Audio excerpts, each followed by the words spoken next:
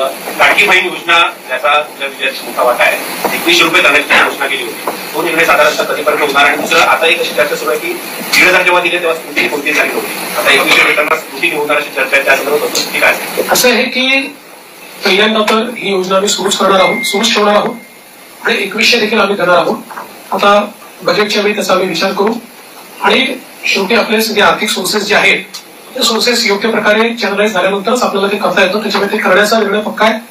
जी आश्वासनं दिली ती आश्वासनं पूर्ण करू. त्याकरता ज्या व्यवस्था करायच्या त्या व्यवस्था आम्ही आधी करू.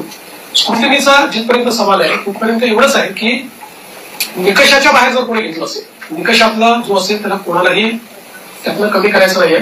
पण काही तक्रारी आल्या आहेत की निकषाच्या बाहेर मिळालेला आहे.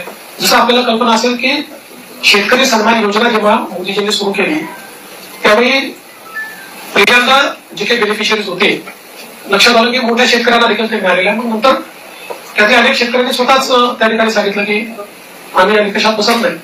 मला असं वाटतं त्यानंतर ती स्थिर झाली. अशाच प्रकारे जर ऍपरंटली या योजनेमध्ये काही ज्यांना आपण निकष ठरवलेले आहेत त्या निकषाच्या बाहेरच्या आमच्या बहिणी मिळाल्या तर त्याचा पुनर्विचार होईल. पण सरसकट काही पुनर्विचार वगैरे करण्याचा विषय नाही.